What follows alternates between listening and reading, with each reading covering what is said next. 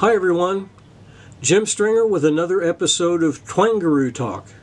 And thanks to the magic that is YouTube, I'm coming to you almost live from the music room in Austin, Texas. This segment is a continuation of my interview with Rosie Flores. In the first part of the interview, we talked about how she became interested in playing guitar, her first instruments, her early bands, and a few other odds and ends.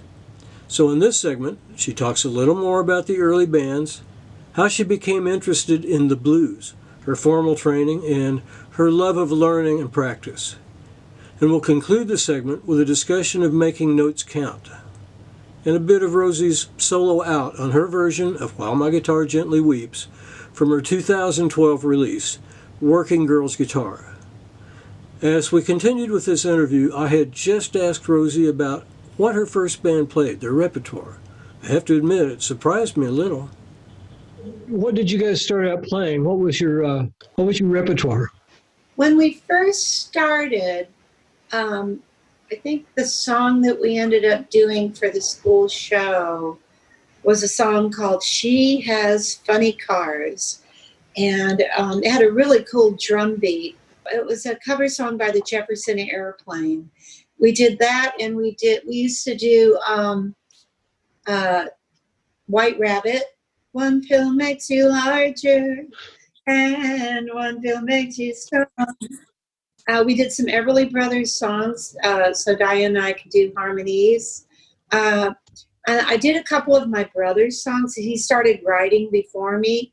And then by the time I moved into teardrop guitar, I was already starting to write my own songs. And my brother started showing me how to, turn this poetry into verses and bridges and choruses, because I would come up with melodies and chord feels for the songs and didn't know where to go from there. And I was talking to him today about, that memory is so clear in my head where I'm this, light bulb's coming on and I'm realizing that I can write songs and how easy it was, and like, oh my God, this is going to be fun. So then the material, kind of grew. And then with that second band, it was kind of sort of a cross between Jimi Hendrix meets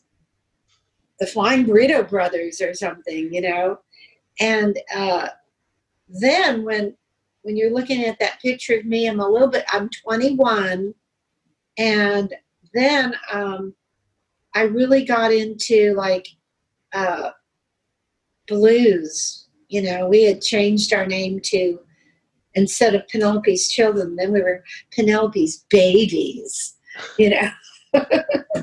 And so I started trying to listen to Freddie King songs and, Albert King. And we were just, trying to look at the guys that influenced the Rolling Stones. We played a couple of Rolling Stones. We used to do Brown Sugar, and some originals. And then we used to try to play Yardbird songs, and I got to meet Jeff Beck in that year when I was 21. I got to jam with Jeff Beck when I was 21 backstage. And I've always been just enamored with guitar playing, Jim, and I should actually be better than I am, because it takes a lot of time and practice to get really good. Let me ask, do you have any formal training? Did you learn to read music at all, or?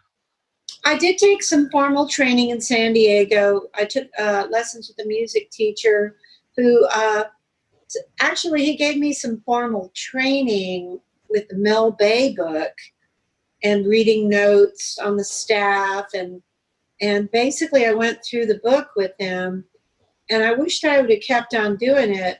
But the main reason I did it, I think I went through 1, 2, and 3, was so that I could teach and I could be one of his teachers at his music store.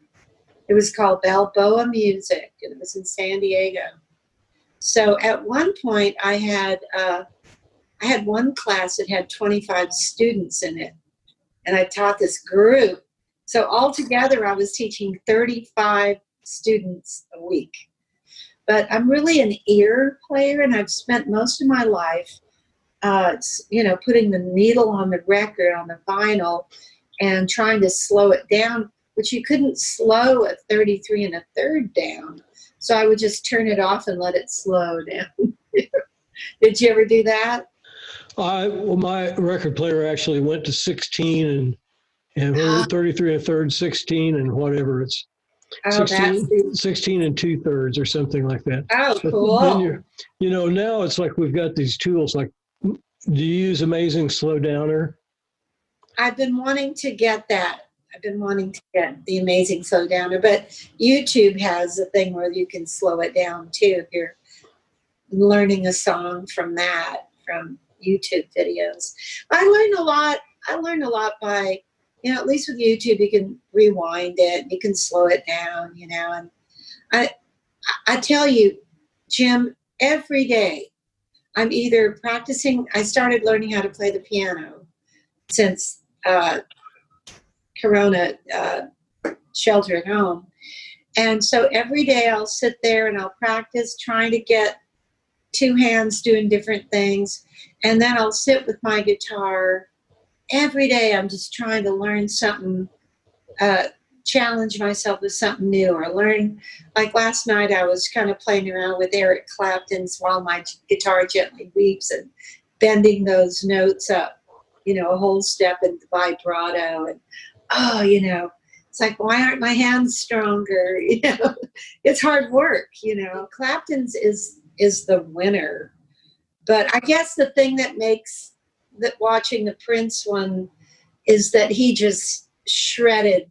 He shredded out of control, and he just went for it. And, he's just so precise, and, it's just fun to watch, but there's more value in a few notes being played right than there is a bunch of notes played right that are too fast, that you can't appreciate it,